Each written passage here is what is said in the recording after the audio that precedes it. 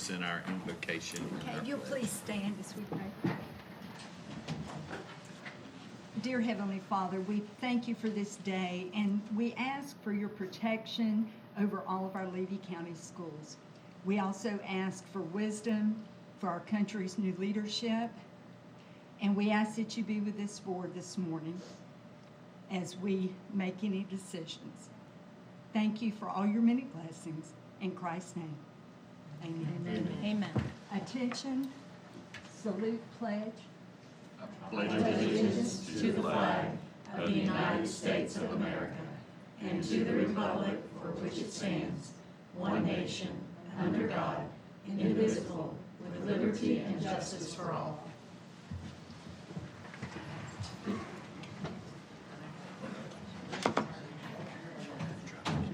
All right. Good morning, everybody. It is good to see all of y'all out there today.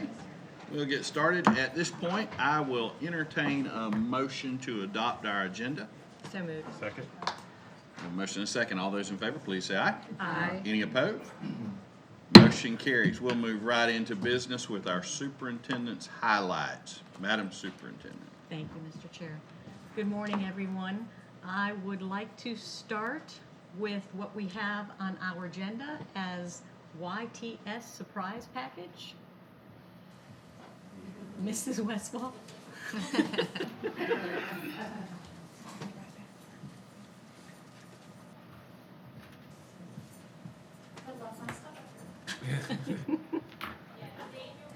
Good morning. Now we get to talk about good news at Yankee. That's right. There you go. Thank you for having me today and showcasing Yankeetown School. And I'm super excited that my best bus driver is here as well. So we got a whole crew, the one that brings them into us. As you know, Yankeetown over the last few years has gone from being a very low C, and we have accomplished becoming an A as of last year. So just going to showcase our roadmap to get there, and then what our plans are to continue to maintain the A. This is where we ended last year, where we actually got over the hump, I say. So I know numbers are numbers. They give me a headache sometimes. But basically what we had to do is take little steps, baby steps. I always tell the staff, slow and steady, hold your pace. So we took our ELA proficiency from a 47 to a 57 to get from the B we accomplished from the year before to get to the A. Math proficiency, we moved from 50 to 58.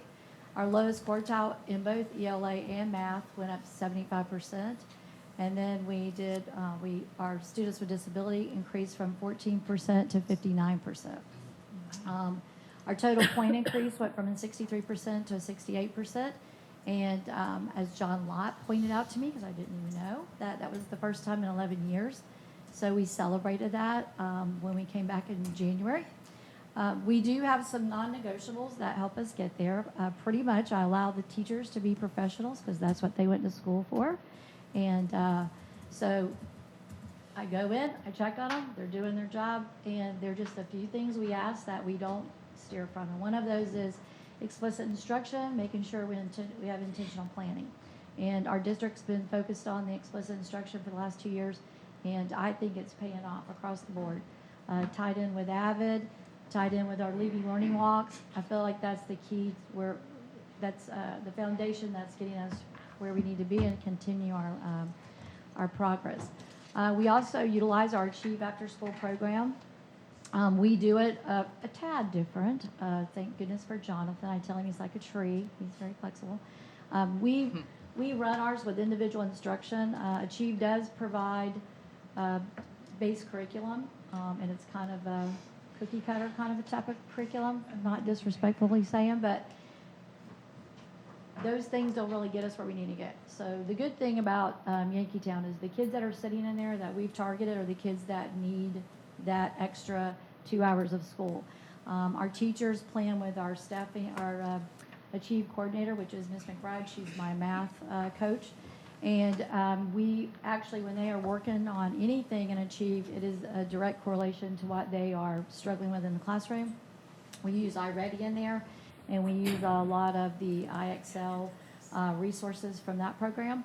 So I think as of yesterday, we have 58 sitting in there, and they do come. And it's been, initially, when we started it 3 years ago, it was a struggle to get them to come and to get parents to support us, but we actually have them enrolling. We just started 15 new ones as of yesterday. So we find Achieve to be very instrumental in helping us get that. We also feel like a big correlation is you got to support your staff to get them to do the work they need to do, and help the students to do their best. Having those relationships are very important. Data is important, but you got to have those other components as well. So that was our roadmap to get from the B to an A. And we're going to move on to, after our reflection of first semester this year, I spared you from all of the data on this one because it's scary. But this data at this time of the year always looks scary.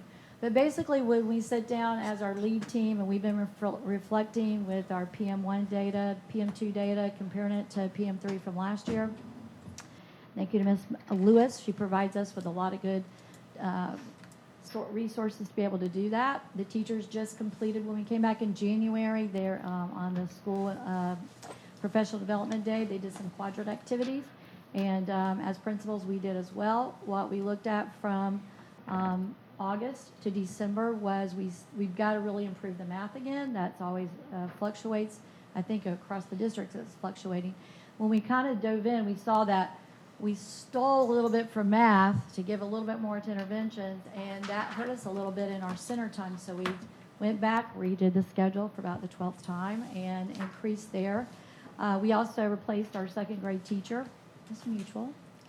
But we did replace that grade teacher, and we have a teacher who had been with us 7 years prior and decided to return.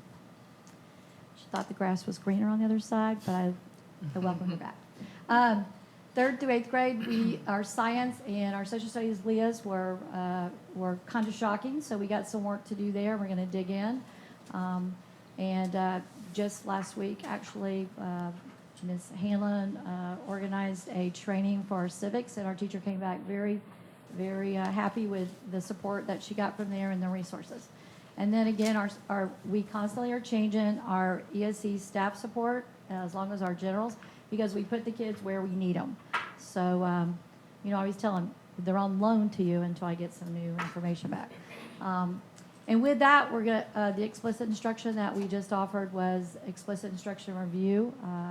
I know district-wide, we did that on our day back.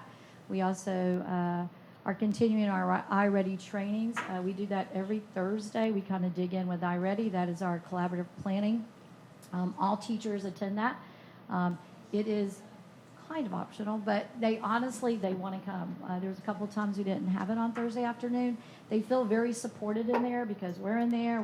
We're helping them pull stuff up that, on your own is tasking these days with just another thing on your plate. So I think it's a big support system, and it's paying off well for us. We look at our standard mastery, and we adjust students' paths as needed. We look at the weekly data. That was on the Thursday and Friday. Sorry, I got ahead of myself. So that's our plan for our reflection moving forward to the end of this year. Oh, sorry, Lauren. Goal setting. Science has always been an area that we just try to dig our teeth into. I've had 4 science teachers in 4 years. This one's actually a certified or background science, and so I'm seeing a lot of good work come out of there. So our goal for 5th and 8th grade science is to increase where we ended at 47, and 55 is the goal we set for our team. And we've added some new things in there. Increased also the science daily from 30 minutes to 45 minutes, and we put in a elementary science lab. We have one in the middle school. And then with the help of Ms. Taylor, I was able to write a grant, and with the foundation, and we secured a $20,000 grant along with a private $10,000 donation, and we have a elementary science lab now. So we have just started really using it. We just used it the week before. I posted some pictures. So we're hoping that hands-on science is going to pay off, and especially with the new lab resources. Civics, we ended with a 60 last year. Our goal this year is 70%, and like I just said, our teacher just attended a very helpful PD. Also, I have a strong AVID teacher, finally, Grayson Smith, and he's pairing up with my civics teacher, and they're going to be involved in a lot of AVID strategies into the sending out the civics information, which at times can be a tad dull. So we want to use those AVID strategies to make kids really involved in it and really own the knowledge of that subject area.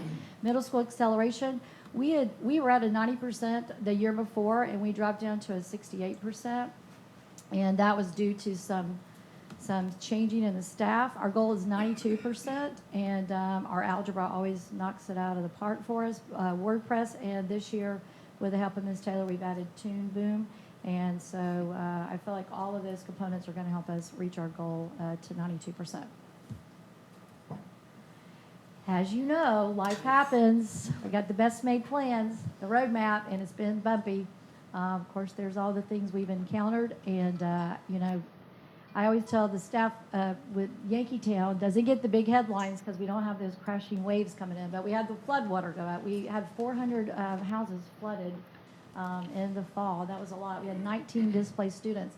Last week, as of last week, I still have students living, a couple of them in Homosassa, and still driving over. They're in one of the hotels that FEMA gave them vouchers for.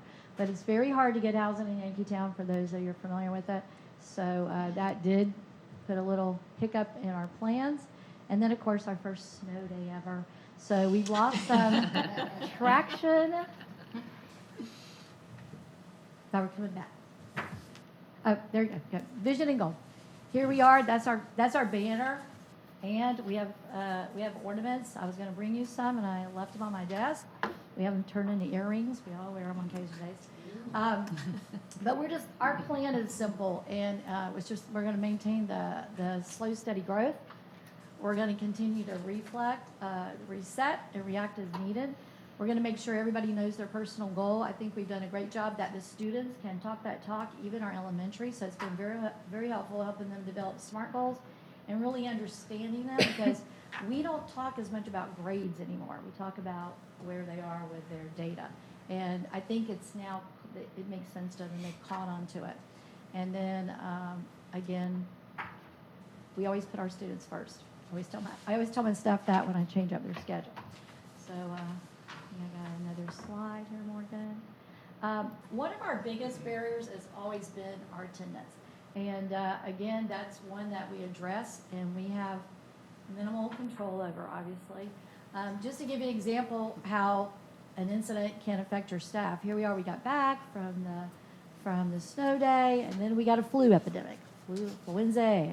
And you can see my numbers of last week. I had 107, and then actually I think I had another 7 or 8 check out that day. On Thursday, I was 93 out. And then on Friday was 84 out. I'm happy to report yesterday we were back to 25, and we only sent 4 home. My staff is recovering with it as well. I've had 7 out yesterday, 7 out today. So those things really do affect your school, and you just have to pull up your big boy pants and move on. But we have seen a great improvement. When I first got there, we were averaging 40 to 50 kids out on a daily basis coming off the pandemic. The Lions Club teamed with us through our SAC meetings, and who would think that Twinkies and Debbie Ding Dongs would change the tide? But it did. And so every Friday we announced the elementary winning class and the middle school, and we did it last Friday, so we're back to 25 out. Thank you.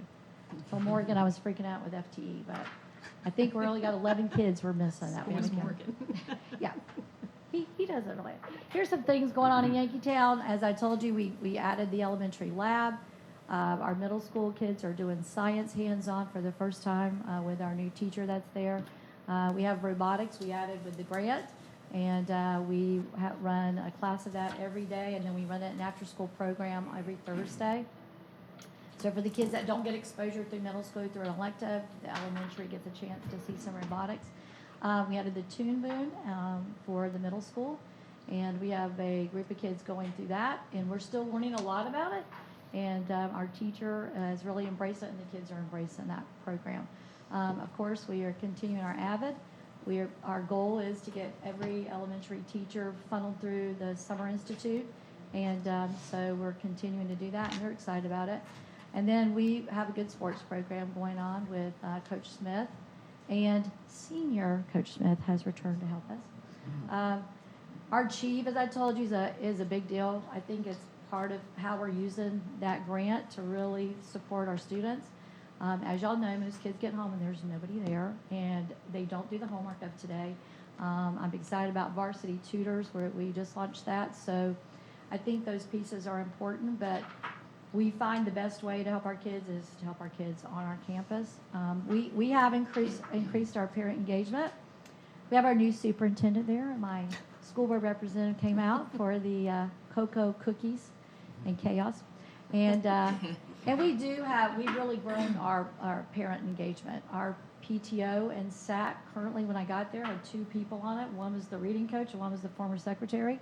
It was pretty dismal. Not them, the program.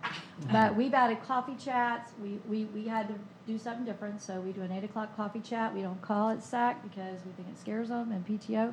So we run a traditional PTO every 3rd Tuesday, and we run coffee chats 2nd Friday of the month, and we get a lot of fathers. So I think we're up to about 20 consistent participants, and SAC is ran by community leaders, outside parents, or parents that are coming in, instead of just a staff perspective. I think that's important too.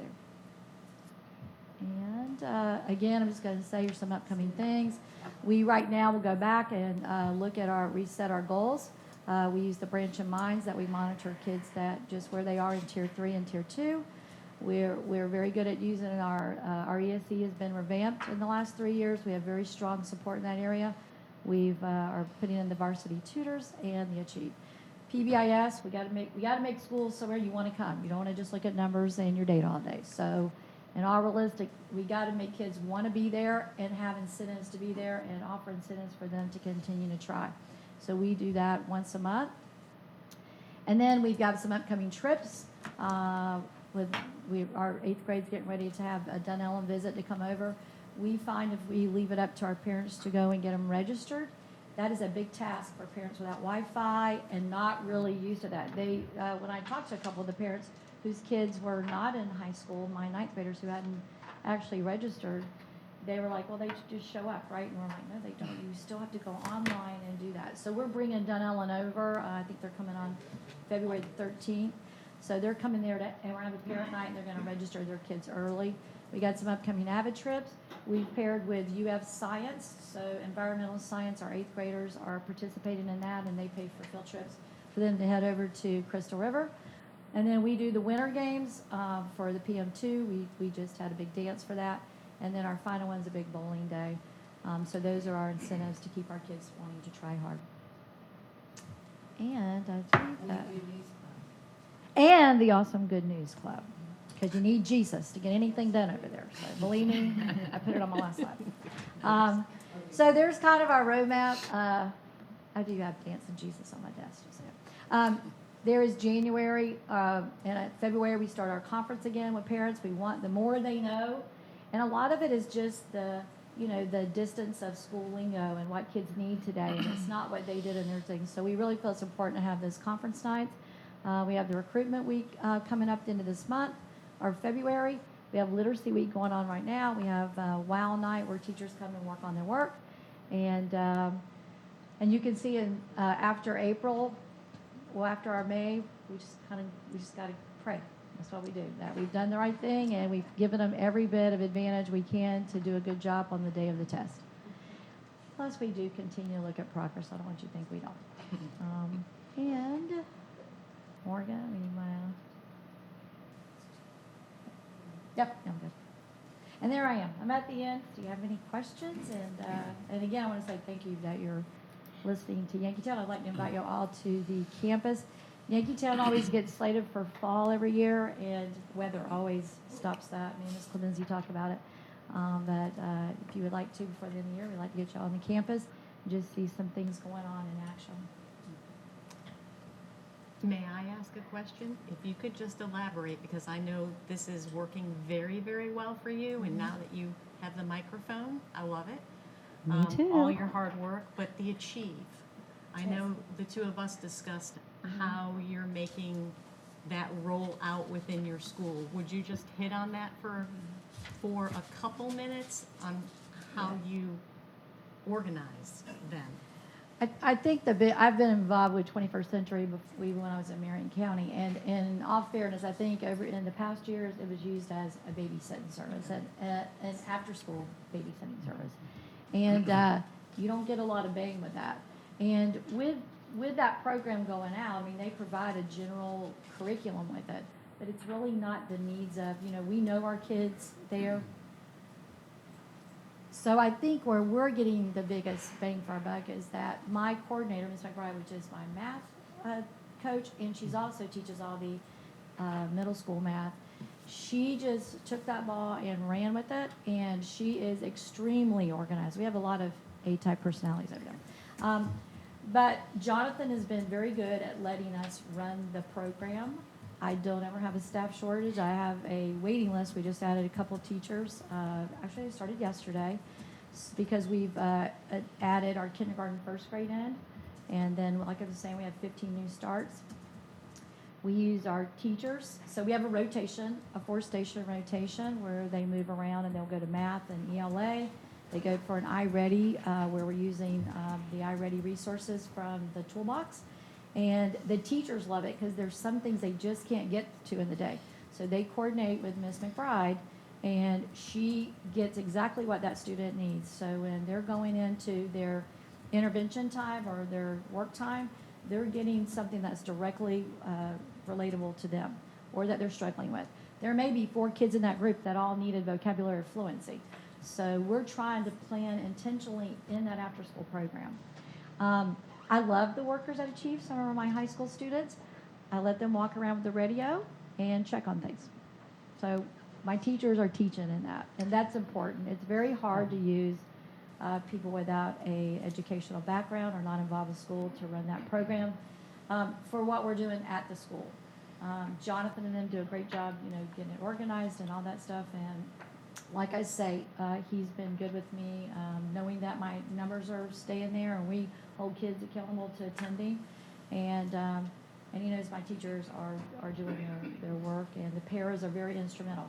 Thursday and Friday are Richmond days. I think you have to have those as well. So we run our club days, good news. We have a music club that just got added. We have a craft club starting. We have the science coming in, but everything there is a teaching moment, whether we're doing it for social emotional needs or for the academic needs. So I think it's a matter of the school really putting your vision with Achieve and them understanding, okay, they're doing what we want to happen. I believe, and I don't think it was included on there, but my students who attended Achieve, we did a pre and post on them, and they had 75% growth, academic growth. So we know it works, and we know that they're getting what they need in that program. How many teachers are actually teaching? I have for elementary right now, I have 1, 2, 3, 4 elementary teachers, and I have 2 paras that go over there.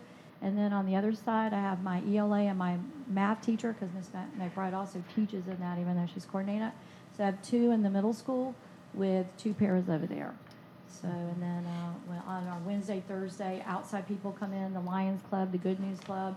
I have a para that volunteers her time to teach the music. But it's mostly teachers that are. I do use a lot of teachers, yes. Mm-hmm. They really, because they know it pays off, and so and I don't burn them out. Summertime they don't want to do hardly any Achieve, and I understand that. And luckily we've got it in hub areas of Williston and Achieve one, so it gives them a break. But some work all 4 days. Most of them do. Some of them just want a couple days. So we kind of work with their schedule, but I've had the same pretty much Achieve staff for the last 3 years. Unless they're a new teacher, it's not been changed as well as the staff. Thank you. And I'll just brag real quick, because I know you're going to slip out, or I would do it at the end. But everything at Yankee, and aid just doesn't happen, and everything at Yankeetown is intentional. So you have what everyone has, like you just said, the Achieve program. Don't make me cry. You just had made me cry. I was The, doing so good. the Achieve program where she says, okay, I'm going to tailor this to what we need. Or we have the iReady program where you go in and say, okay, these kids are maxed out. Let's adjust their level. Everything is done intentionally. And you have such a rock star team, and it's very fluid, and there's so much common sense, but yet you always have kids first and you maintain such a level of professionalism where you have interaction with everyone, but you're the principal. And I think it's just such a special place, and you've done an amazing job there. Yes, Good job. congratulations.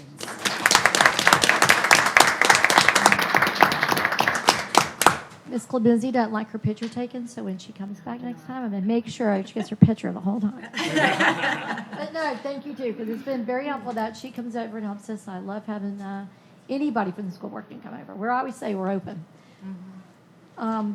And yesterday we had YMCA again from Citrus County that came over. They've been trying to form a partnership with us forever, and they used to run the after-school programs. The problem with them is they ran it as a babysitting service, and they charged for it, so the numbers weren't very big. The YMC was out of Gainesville at that time. So when I got there, the staff was like, I will not, they did not want to be a part of it. Staff wants to be part of something that they know is organized and well ran. And I think that's why, again, Achieve works well, because they know what it is. Ms. McBride gives them what they need. They're not having to scurry around and find things. And it's not a curriculum that doesn't pertain to what we need. And so I think that's part of it. But the YMCA was, they're very interested in kind of coming in, and they now know, understand, because I've sent them away for 3 years in a row. He and I have a good understanding. He said, my wife has asked me yesterday, how did you get an A over here? Because in Yankeetown, and I'm like, it's all prayer. But it is. I think it's understanding the community and really giving, understanding them and meeting them halfway. But also those kids, you got to find what gets them there, what gets the parent there. And I think that's been part of it.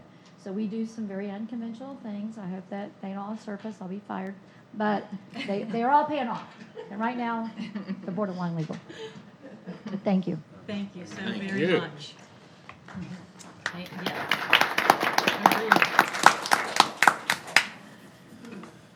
Mr. Chairman, Yes, ma'am. I didn't get a chance, I need to amend the agenda. I had to add something. It's actually number 10. If you will do a refresh, Okay. you will see it's a number 10. I thought that would be expulsions, I forgot to add it. What's she saying? Refresh. So we have renumbered. Yes, sir. Fantastic. So if there's no objections, we'll amend this to amend our agenda to include that. Okay? All right, moving on. Thank you, ma'am. Thank you. We'll now ask Thank Mr. you. Joe Wayne to come forward with his presentation.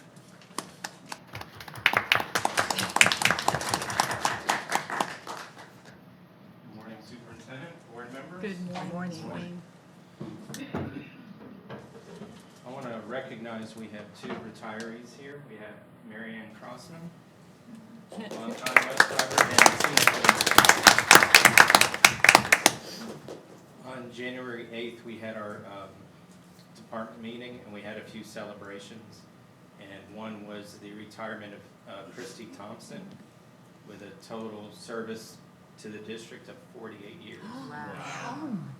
And we estimate she drove 816,000 miles.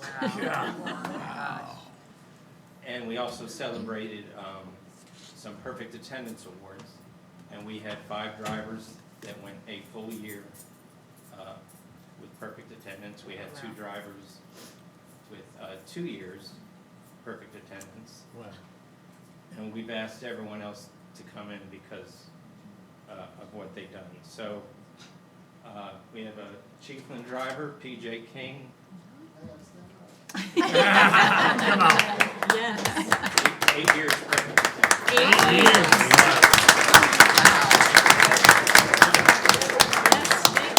Yes, stay up here. I need to get a picture to.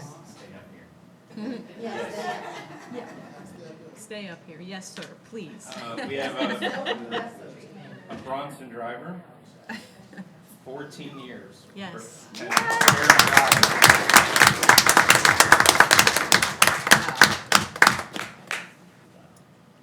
And this next driver you actually met 2 years ago. She received the Impact Award. But Mary Nicholson, who serves Yankeetown, 26 years perfect attendance.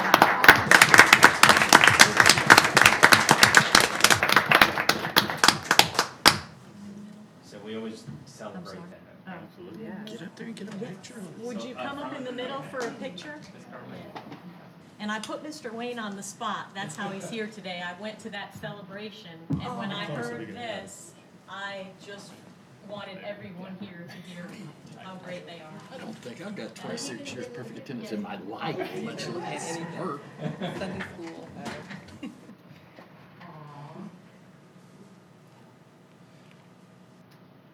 I know I thought, but I want to say about Mary, even after the bus accident, which I know is so traumatic, she still came to work the next day. Thank you for standing up there.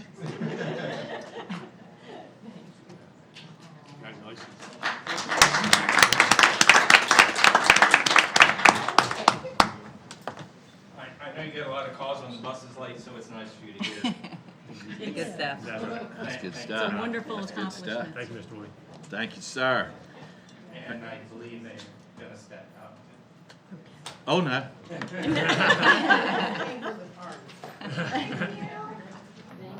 Thank you. y'all. Have a good day. Appreciate y'all. I bet they show up tomorrow to go to work. I bet they do. All right, Mrs. Lake.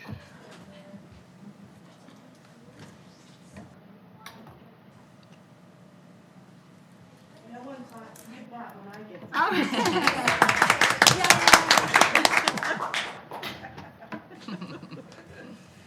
That's amazing though, isn't it? Wow. 26 years. We have some amazing people. All right, so we're gonna talk about our audits. We are audited several times a year, and one audit in particular is our operational, and that's done every 3 years. So we have a financial audit, which I did not bring to you yet, that was not complete. We have an internal accounts audit, which would be in your schools, your clubs, and those things. And then, of course, we have the operational, this is our year. The operational puts a lot of stress because they dig really deep and they're looking at processes. Are we adhering to our own processes, our own board policies, and is there any room for unfortunate things to occur? Are we missing a step? So, we'll start with the internal accounts. The internal accounts, we had what's called an unmodified opinion. An unmodified opinion is just a statement from an auditor that our financial statements are accurate and reliable, and it's also known as a clean opinion. So an unmodified opinion is what you want. There were no material errors or misstatements found in the internal account audit, but we did have what they call 2 material weaknesses. So if you go to page 24 of the internal audit, which was performed by Purvis and Gray, you'll see what those material weaknesses are. These are common for us, given our size, and consistent with the findings we have from year to year. The only way we could fix the first one, which is segregation of duties, is to hire a lot more people. We don't have that ability, so we try to move certain processes to another individual to try to just offset that, but it's not perfect separation of duties. So for example, if you have your bookkeeper processing the payments and the invoices out of the internal accounts, you have a principal that is signing off on any PO, which is prior to a purchase. You have a principal signing off on any check for an invoice payment, which is after the purchase. Then you would have a separate entity balance the bank statements. So you insert a third party that might find something off if it were occurring. If theft or fraud was going to occur, this is the place it's going to occur. So with the separation of duties, they recommend that we just continue our existing efforts to mitigate those risks resulting from the lack of separation by establishing and implementing compensating controls, and continue to emphasize the importance over internal controls over cash receiving and disbursement processes. We have 2 meetings a year done by my financial audit officer, Pam Whitney, who pulls in the bookkeepers and the confidential secretary. They go through fraud prevention and controls, and they talk about these processes and controls they should have. The second is one that I don't think we'll ever be able to remedy either, and that is timeliness. So you have a certain amount of time, you have 5 days from the time funds are received to be deposited. So you, both were teachers. Sometimes it's hard to get that to the bookkeeper in 5 days. We have asked the schools to ensure that those monies are safeguarded in some kind of lockbox or in a vault or whatever, but it's never going to be perfect. We just continue to stress to the schools and to the teachers the importance. And we're also trying to reduce cash. If we can come up with other options than teachers having to take cash, that's one less risk of anything occurring. So the second finding was, of course, that timeliness. We had a couple instances where cash was turned in later than 5 business days. And so they just recommend, again, that teachers get those funds to the school office the very next business day after they're collected, and that the school office deposit within 5 days. So those are pretty common. We've had those from year to year. And then we had a management recommendation. So it doesn't rise to the level of a material weakness, but they had another recommendation, which was purchasing and cash disbursement process. Mrs. Lake, what page are, I think our 27. pages are different on the PDF. Oh, I'm looking at the actual, I don't know. the 33. keyboard, 33. Tammy. Okay. 27, 34. Okay.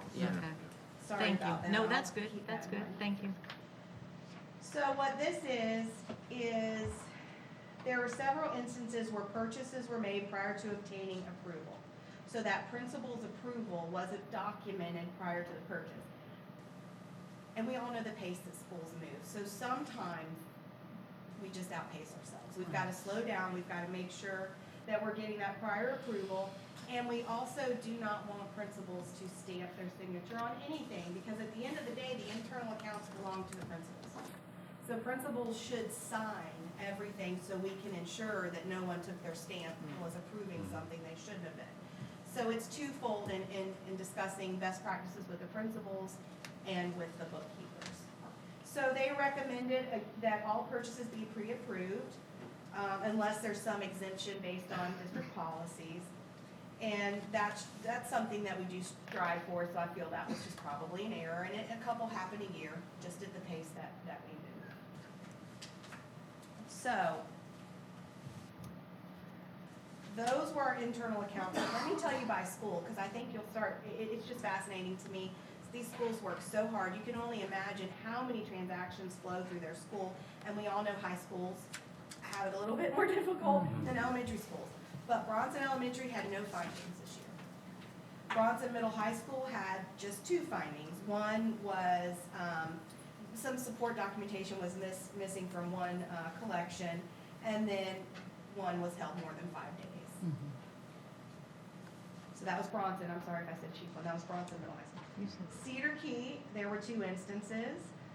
There was a collection of greater than $25. We couldn't find a receipt. There should have been a copy of a receipt given to a parent. And then there was one instance of that prior approval from the principal that was missing. Those are really good when you think about the level that Cedar Key does with their 2 different events, large events. Chiefland Elementary had 3 instances of collections held more than 1 business day, so therefore they were late in their 5-day deposit. Chiefland Middle High School had 3. They had the collection held more than 1 day, and there was some documentation missing from one instance of that, and then 1 instance of prior approval missing. Joyce Bullock had 3 instances of collections without sufficient documentation. So there was a collection we had, and we didn't have supporting documentation to show maybe the receipts or what that was. Williston had 3 separate findings, but they had 4 instances of the $25 without a receipt, and 4 instances of funds being held more than 1 business day, and 2 instances where the principal didn't give, or appeared that they didn't give prior approval. They are our largest school, and when you think about the number of teachers and clubs they have, I think that's pretty amazing. And we do strive, all of the bookkeepers know this, all the principals know, so that we kind of have a goal for next year to reduce some of those. I'm sorry, did I say Wilson Middle High School? You That said was Williston. actually Wilson Elementary School. Okay. Middle high school, okay, this is a little bit more for a high school. They had 8 instances of the more than 1 business day, one instance of a missing receipt, one instance of missing documentation, and then one instance of prior approval, not supported by the principal. So again, that's still relatively small when you think about the size of the school. Yankeetown had two instances, one where funds were held more than one business day, and one where there was some missing documentation for the deposit. So all in all, those are down. Every year, we see those continue to get better. Other than reminding the staff and the principals and trying to reduce the cash, that's the biggest help we could have for these bookkeepers. Then there's nobody holding things, Right. you know, the checks, of course, you get a check, you'd be holding that, but trying to reduce that for the bookkeepers and just continuing to remind them. But all in all, we think they did a really good job last year. May I ask you a question? Sure. Fundraising, like when something's an ongoing thing, like selling donuts or whatever, and it's going over a period of time, and kids are collecting money, and then they at the end is usually when is that the correct way, or how should that be done? They're looking at the date of the receipt. It should be They're looking at the date of the receipt, so technically, when you receive that money, it should go to your sponsor, and it should go to there shouldn't be anything held. immediately. Immediately. What we're trying to do is reduce the likelihood of any monies getting Right, lost, stolen. exactly. Okay. And so, we know that's a practice, but that's what they're Okay. looking at. Okay. We will move on to the charter schools. So the charter schools are audited every year under our financial audit, but they're audited separately from their own auditor. So this year, Nature Coast had no findings. They had no findings, I believe, last year. Whispering Winds did not have a finding last year, but this year they did have one, and it was based on the reduction in their net position. Their net position was reduced by $218,000. So they felt that reduction was large and could not be sustained if you were continuing to see that pattern of reduction. So the school was recommended that they should look at that and consider what adjustments need to be made to their operations to ensure that revenues are sufficient to cover operating expenses and any future debt requirements. What we heard back from the charter school was that they had quite a bit of capital repairs. They repaired older equipment, they repaired or added a new roof, there were some new air conditioning units, and they overspent that. They didn't overspend it, they reduced their fund balance, but it was a very large non-recurring expenditure, so they are hopeful that that pattern will not occur again this year. So let's move on to the operational audit. This was rather amazing. We had two findings. This comes on the heels of building the Chiefland Middle High School.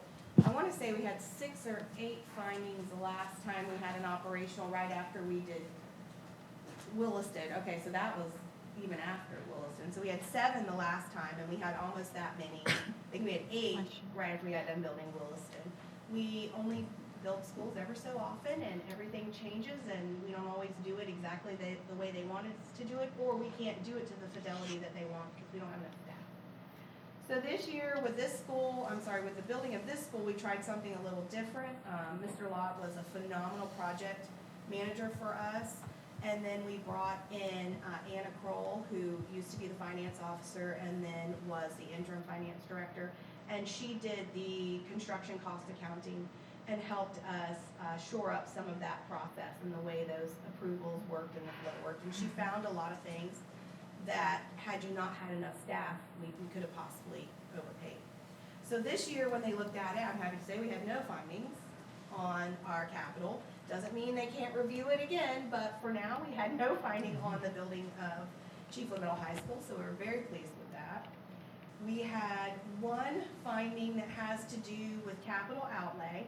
So capital outlay expenditures are relegated to the ad that I do every year.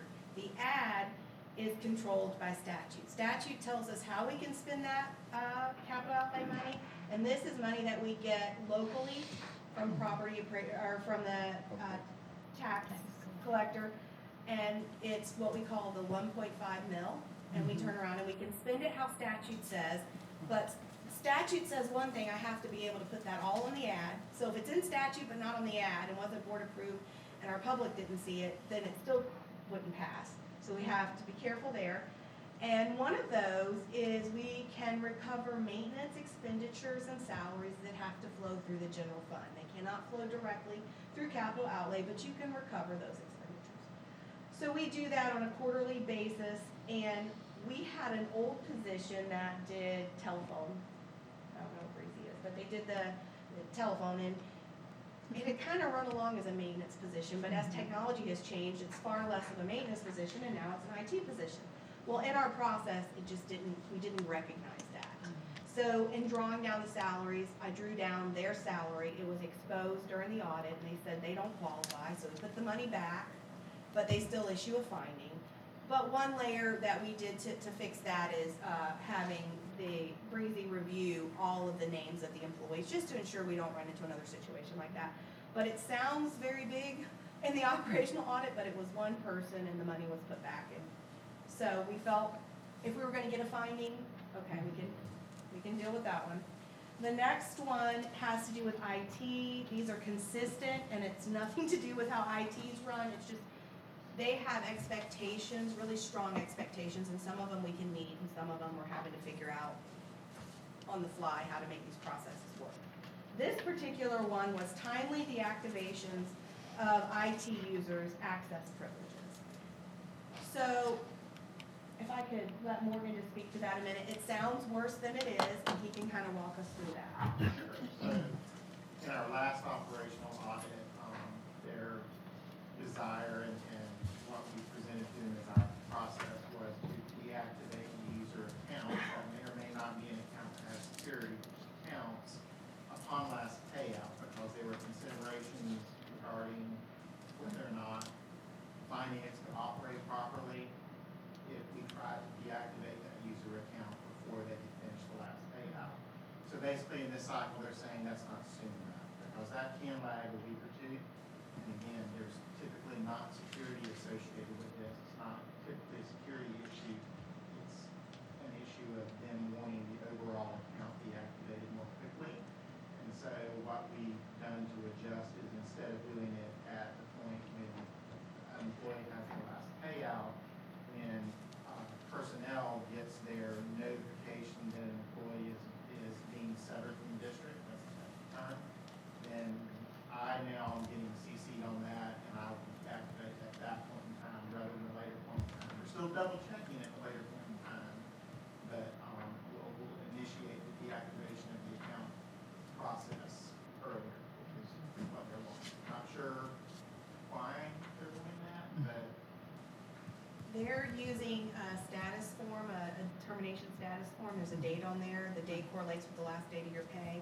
They're wanting that date to be equal to or greater than when he severs them. And what he means is like a bus driver. They only have access to Skyward Business Employee Access, which means they can look at their time card, they can look at their paycheck, they can look at their leave. They have no access to any business function that could result in fraud. But they still want to see them terminated and removed. So we have a process now. We're hoping, we've submitted everything to the state. They'll come back and tell us if that's strong enough or not. But we're continuing to work to make those better and meet what it is that the auditors want to see. So in terms of operational audit, those were the two. So do you have any questions? That was a lot of information. You answered them. I have some questions for you. Okay. All right. I think, Mr. Lott, what did you say the other day about with that school being built, the zero, how I just incredible was that was? Pointing out some accommodations, because for a school that size, for that much money, over that length of time, it's incredible that we had no audit findings. And, you know, Ms. Sherette Schultz in finance, and Anna Kroll, and our excellent partners at Paris McCall, and in particular Bryce Hartley, who's the project manager on that job. They deserve all that credit. They did a great job. And I will say Paris McCall we made them do things they didn't normally do and didn't want to do, but they were very accommodating on meeting our requirements, which really are the auditor requirements.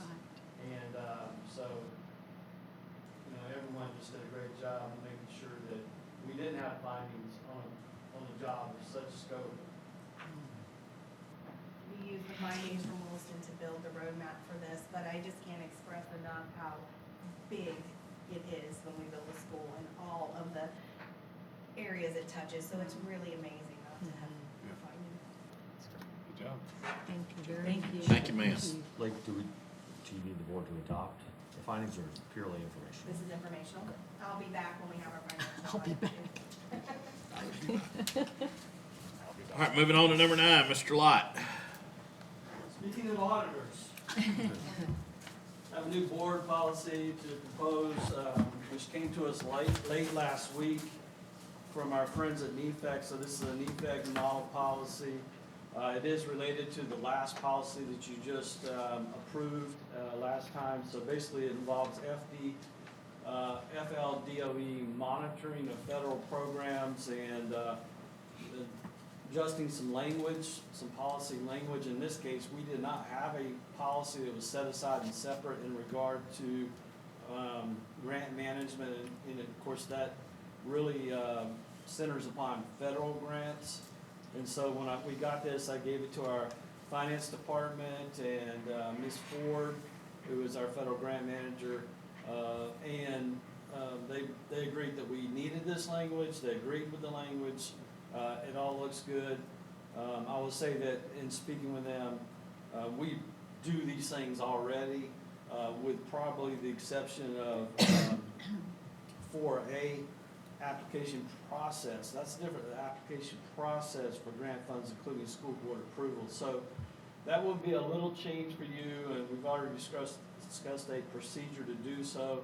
You will probably be seeing those things under the consent agenda finance section as we move forward, so that you can approve that when you can approve the consent agenda, and then we will be totally in compliance with everything that's outlined in this proposed policy. So what I would like to ask of the board is permission to advertise this, and we'll go through our normal process where next time we will review it. If you have any questions that have popped up as you've looked at this in greater detail, we can answer those questions. And then the next board meeting, so 2 board meetings from now, we will ask for permission to adopt it. Do we have a motion? So moved. We have a motion and a second to advertise this new policy. Any further discussion, any questions at this time? All those in favor, please say aye. Aye. Any opposed? Motion carries. Thank you, Mr. Blight. All right, now we move to number 10. Madam Superintendent. Yes, thank you, Mr. Chair. This is the quick amendment that Mrs. Hogan did just a few minutes ago on contracts. And thank you, Mr. Chair, for remembering this. And It was an accident. well, it was a good accident. Reached out to council late last night too on this. And if you recall the meeting back in November, the school board meeting, where contracts were brought up for an extended time to 1 year to 2 years, and we tabled it. Well, we tabled it to date specific, which was today's date. There have been a lot of things going on. I will tell the board, I have not pulled each contract and dissected it and all of that information. I don't know if any of you have done it in the meantime, but we can, based on your decision, we can find another time to dissect the contracts and talk about this further, but we just wanted to bring it up because it was date specific that we tabled it until today. And that's the reason why it appears before you and we're discussing it. This is Oh. Go ahead. Mr. Attorney, would it be possible, since I'm only asking for me, not as a board member, not as part of the board, would it be possible, because I'm not prepared to make a decision on it, because I'd slam forgotten about it until something triggered last night when I was talking to the superintendent. Would it be possible for us to, for lack of a better term, dispose of this by failing it or whatever, with the superintendent having discretion to bring it back up at a later date if she so chooses? I don't know how to word that. I don't know how to do that. I just want to know. I don't want to do it again where we have a specific date. I don't want to do it again to indefinitely, just whenever. I think we need to get it off everybody's mind, and if the superintendent wants to pursue it, let her bring that back. That's my opinion. Right, so I think it was tabled to be discussed at this meeting. I think that's what the board is doing. There's not a specific recommendation from the superintendent that the board take action. So I think it complies with what the board said they wanted to do, which was just simply discuss it at this point. The discussion could be, we are gonna wait for a specific recommendation from the superintendent at a future date. And can we do that just by consensus? Sure. We don't have to have a- Okay. Thank you, sir. All right, is there any discussion on it? Do you recall it? Okay. It's whatever y'all would like. I'm good with that too. I'm good with that too. Good with that. Okay, so I think that's what we'll do. We're just gonna let this thing sort of just play out. If you wanna bring that topic back up to us at a later date, bring that back up, but by consensus, we're just gonna let that fizzle out. Absolutely. Okay. And of course, any board member can request that an item be placed on an agenda if there's something Sure. that y'all feel strongly about. Okay, thank you.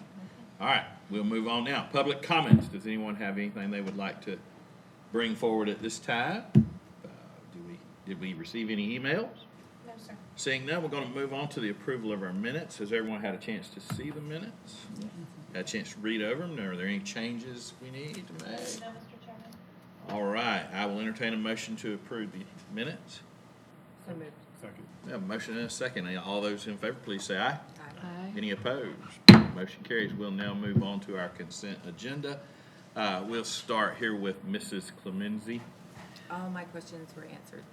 Mr. Whitehurst, All mine were answered. Mrs. Baxter, All of mine were answered. Mrs. Campbell. Mine were all addressed too, and at this time I'll entertain a motion to adopt the consent agenda. So moved. Second. Any further questions? We have a motion and a second. All those in favor, please say aye. Aye. We'll also now move on to the consent agenda finance items. Does anyone have any questions concerning the finance items? Seeing none, I will entertain a motion to adopt. Second. A motion and a second. All those in favor, please say aye. Aye. Any opposed, like sign. Motion carries. Our superintendent's comments. Madam Superintendent. Yes, sir. If I may, I had Yes, sir. some attorney comments today. No. And Take if the I can be floor. recognized. Take the I floor. always say it's a good meeting if the attorney doesn't have to talk. I hope that doesn't convert this into a bad meeting, but there were two items that I wanted to share with the board. First of all, they're both good news. I'm like, here we go. I received a letter, it was actually addressed to the superintendent, but it came to me from the Hand Arundel Harrison Law Firm. They're in Panama City and kind of do a lot of what I do up in the Panhandle. But the letter says, Dear Superintendent Boyle, our law firm, which has offices in Florida and Alabama, is committed to improving education in those states. This year, we have chosen to recognize and celebrate our clients in education by making donations to the Education Foundation in Levy, Manatee, and Pinellas counties for use in their support efforts for the students and teachers impacted by Hurricane Helene. Having lived through that ourselves, we understand the enormous impact a hurricane has on students and the entire education system. We are certain that your foundation will be able to put this to good use, and it came with a check for $1,000. Wow, To the that's Family great. Education Foundation. That's great. So I will pass that along. The second item, we were talking about civics education earlier, and I actually was fortunate enough to spend the weekend in Orlando at the Florida Bar Teachers Law Symposium. Justice Sandra Day O'Connor, when she retired from the U.S. Supreme Court, really wanted to emphasize civics education. And that's something that our governor has emphasized as well, with the civics final exam and so forth. And so, taking Justice O'Connor's lead, the Florida Bar has partnered on a program called this Teachers Law Symposium. And so they invite civics teachers and middle and high school social studies teachers from around the state. There are typically about 150 to come to this conference where there's judges and lawyers, and there's a 2-day seminar. And it provides education to these teachers about how the law works. And I participated in a talk. I provided some teaching materials for them to be able to take back to their classrooms and hopefully inspire their students to sort of elevate and supplement the regular curriculum that they had.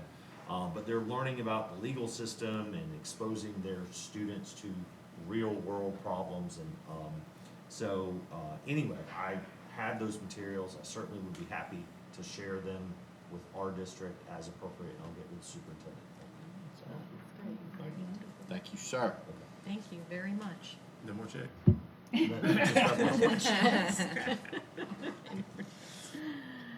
Okay, I know Shouldn't we. have led with the check. I know we started late. I just want to give a couple shout outs, and hopefully I'm not taking anybody's shout out down the line here. I want to say that Literacy Week has started, and it was wonderful. Mrs. Lewis was there as well yesterday. The book bus, it's fun. I think they enjoyed getting on the bus, even the older kids this time.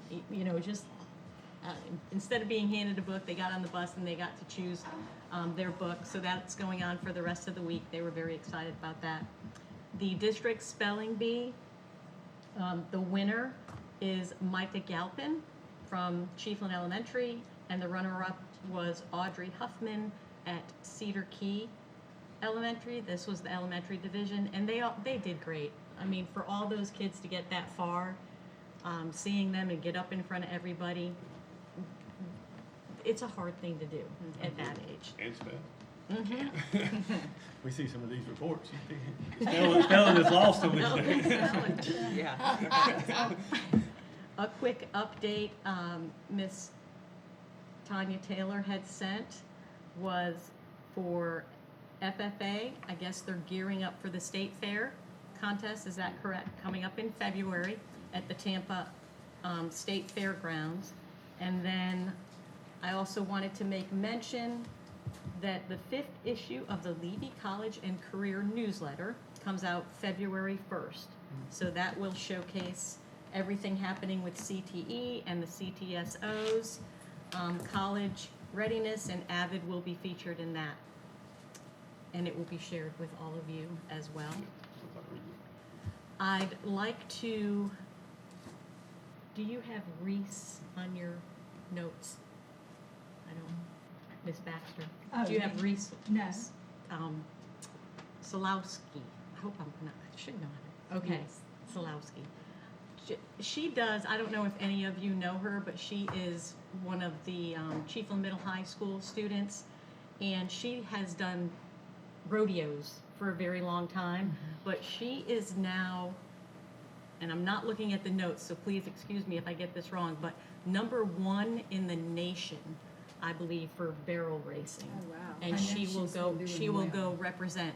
But seeing some of that barrel racing is phenomenal.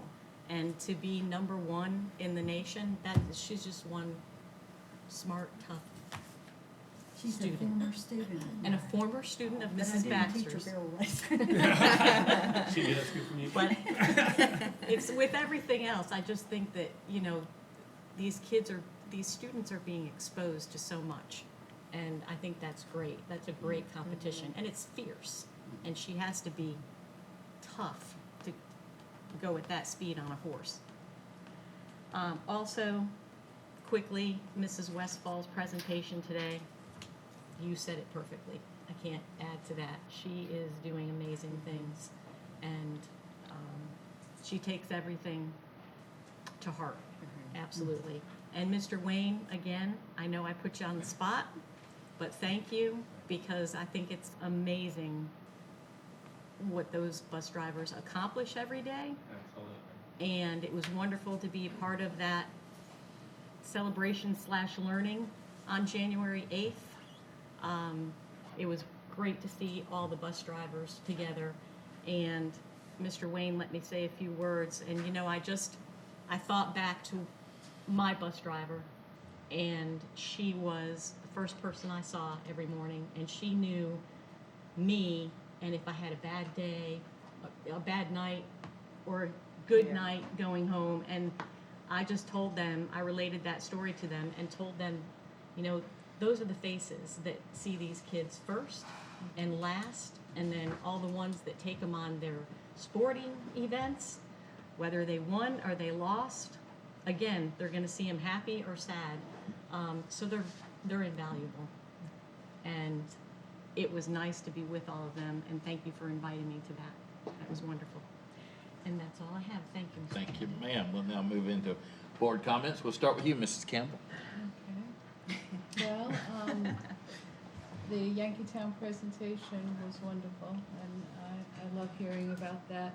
And I think it really shows how important our administrators are, because we have so many pieces to the puzzle of how our kids can improve and do better and our school system be successful.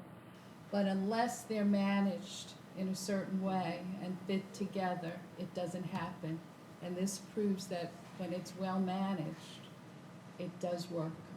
So what we're doing is great, but we have to make sure we're putting it together in the right way. So lots of praise to Dee. And it's a great model for our other administrators. Homecoming happened this past week at Cedar Key. It was great. Before I was going there, my son reminded me he had graduated 30 years ago, and I thought, oh my gosh. You know, I looked at my husband and I said, I'm not even going to figure out how many years ago we graduated. But it was fun, and it was nice to see people coming back. And the best part, I thought, was the alumni game, watching those former basketball stars try to play with the younger ones. But it was and the recognition that our former students still feel that they're a part of our school and are coming back to celebrate with us. We are planning a retirement for Christy for 48 years of serving Cedar Key, and that's on February 5th. So we're looking forward to that. Outstanding. Mrs. Baxter. Well, I want to echo what you said about Yankeetown. That's tremendous what they've done, and I think she really appreciates you, Ashley, and what you contribute. I was so tickled over no findings for Chiefland Middle High School. I mean, that is great, and Mr. Lott didn't want to take any of the praise for that, but I know he deserves it. At Chiefland Elementary, they're well in the high school too. They have Literacy Week, as you mentioned, going on. I had the opportunity to go and read yesterday to a third grade class, and I'm going to be reading, I guess, every day for the rest of the week. So if anybody wants to read, let me know. But they're doing well, working hard. Over at the middle high school, they have their weightlifting regionals this weekend, and they're excited about that. And Monday night they had, and I'm not sure I'm saying it right, FAFSA, where they invite the students and the parents to come in and they help them apply for financial aid and scholarships and that sort of thing. So all is well. Fantastic. Mr. Whitehurst. I'll echo everybody on Miss Dee Westfall. Certainly what she's done in Yankeetown is tremendous. Comes from a neighboring county to drive over to Principal. I mean, that speaks a lot, you know, coming from a bigger district to come here. I mean, I think says a lot about her passion for school and for kids. Literacy Week, I was able to come out on the book bus a little bit yesterday at Wilson Elementary and see Miss Bull out there handing out the books, and as I tried to make it the bus fun for the kids, you know, not just hand them a book. We try to immerse them in some kind of fun a little bit too. So that was fun to seeing the kids and kind of different, you got different books and kind of seeing which ones they pick, and got a good variety. So it was good. So I had a chance to had a baseball, had a banquet last Friday night. It was good. Had a good turnout from the community for that. And then I was able to go to the football had their after season banquet too, and it was good. Had all the coaches say something about every player about how they grew and stuff, and I see that it's also good to see you take somebody like you do in school, take somebody that's underachieving, or you see a lot of potential in. I know teachers do that every day, trying to grow these students and get the best out of them that they can. So that was exciting and fun, and like I say, just and the FFA also is having the food science is having a competition at the UF this weekend. So hoping all the best for them. So busy week. So that's all I have. Thank you. Thank you, Mrs. Clemency. One last thing about Yankeetown, there's just such a culture there, and just having the right person and how everything falls in place after that. So super proud of them. Shout out to the perfect attendants. I can't, their immune system. I feel like someone said earlier in an expulsion hearing they had norovirus, and I'm convincing myself up here that I have it. So I'm like that person. I don't. But I'm just saying I don't. I'm just saying I'm always sick. But kudos to their immune system is all I'm saying. And,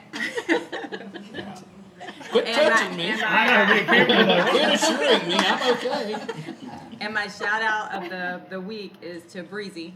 He came through with the Williston Baseball fundraiser. We had to pivot and put it in the cafeteria, and in a day's notice, Breezy got us all the tables set up, and in time for our work day on Saturday, whatever that is that an excavator? Whatever that is. Bucket, lift, bulldozer, what is it? Thank. Okay, yeah, but thank you very much. We really appreciate it, and that's all I have. If I come down sick. I'm not sick. That came out so wrong. All right, so last time y'all got off easy from me. This time I got all kind of stuff. Well, first of all, I've noticed, and y'all probably noticed this too, our last few expulsion hearings, without going into too much detail, have involved a lot of vape. Yes. Whatever happened with that law firm that contacted us about joining the big lawsuit The civil suit. about the vape? Sure, a motion to dismiss in the case was granted, which is on appeal, but so it was a favorable early ruling for the vape company. Okay. I'd also, I know we do some things, but I don't know what our process is about educating these kids. Hey, stay away from that mess. Because when I first got on here, you'd catch a 16-year-old smoking weed, and then you catch an 11-year-old. It seems they get younger, and I don't want to wait around till the kindergartners start bringing their own weed. When I was a kid, I don't know if the SROs do this. SROs are completely different now than when I was a kid. When I was a kid, we had one for the whole county. Chuck Bastock, he came in once a month and he told you about how drugs were bad. Do we still have the drugs are bad conversations? Or dare. Yeah, I think we need to get on that, and not just the THC, but also the just the vape in general. We also have had assemblies at all schools for tobacco and drug. I would say it's probably this once a year. Well, don't they still do the red ribbon? The coalition, Or not? Jonathan's coalition. Sure. Well, is there some way to beat that horse more than once a year? Yeah. In my opinion, I know we have to educate, but look here, and this is brought up every time we have a kid that shows up for an expulsion hearing because of that stuff. Somebody says, "Oh, it may have fentanyl in it." Da, da, da, da. I'd much rather lose 30 minutes of classroom time than one little kid because it didn't. And your elementary schools do within the foundation, the coalition. They also do the Too Good for Drugs program. So you're Getting it during guidance. all schools but Joyce Bullitt's K2 are getting it during in their wheel, so they get it weekly. Okay, as long as we keep beating it, I'm cool with that. And first, I'm going to talk about other schools before I get to these schools. Okay. as I you was know. gonna get your attention whenever the spelling bee winner was from Chief. That's because we eased off. We probably had to come up with the rules of the contest so that some other schools could come in there, okay? I noticed y'all all pointed out how Mr. Lott didn't want to take any credit. Him and Miss Lake are Eagles. They're known to be modest, like all Eagles are. All Eagles are very modest. And we just all Eagles. And we tend to fly over. Fly over the others, and it's okay. So that's where their modesty comes from. The first thing I'd like to say, I'm going to jump on the bandwagon with everybody else talking about Miss Westfall, but I'm going to do it a little differently. This is a FFA alumni kind of thing. Being older than the rest of you, I'm not, but being here longer than the rest of you, I can remember a time when Yankeetown was struggling. It was bad in Yankeetown. The community was not behind Yankeetown School. I mean, it was, what we going to do? It is amazing to see where that joker was and where that thing is. And I think you said it, when you get the right person in there. And she's got the community behind her. And man, if she wants to go around to every community giving lessons, I know some that might sign up. That's pretty cool what she's doing down there. So I'm proud of that. I'm also proud. And Mr. Whitehurst, you know this hurts me when I bring this up. But the man's an Eagle now, not my Eagle, but an Eagle.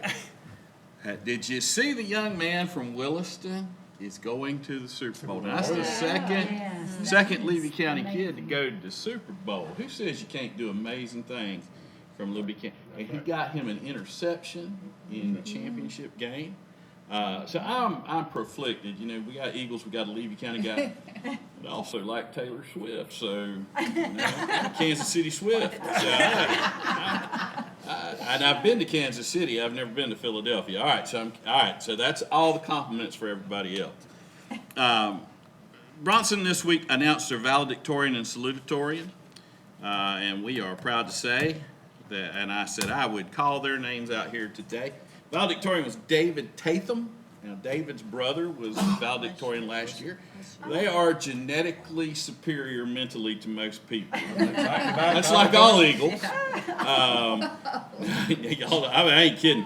You talk about some smart humans, those boys are off the chart. David's going to go to the University of Florida. He's already been accepted. He's a dual enrolled student right now at Santa Fe. He's going to major in computer science. He's going to be a software engineer. And probably at some point I'm going to ask him for a loan because he is going to be rich. Our salutatorian over there is Marlene Oliveras. This is another person, another Eagle, genetically, mentally superior. She's also dual enrolled at Santa Fe, and she's going to continue at Santa Fe, and she's going to study dental hygiene. And she plans to be a dentist when she graduates, and we're very proud of those students. We also want to congratulate our high Q team who qualified to move on to the next leg, the regional contest. And we also want to give a big shout out to our esports. They had their tournament this past weekend, which y'all all know, raises money for a scholarship named after a young man who went to graduate from Bronson, who passed away from cancer. Mr. Wilson does a great job with that. And we're gaining a reputation as the esports place. And so it's all pretty cool. Now we're coming into Vocational Education Month, so all our FFA chapters and our FBLAs and all those good things, we'll have all kinds of stuff to share next month.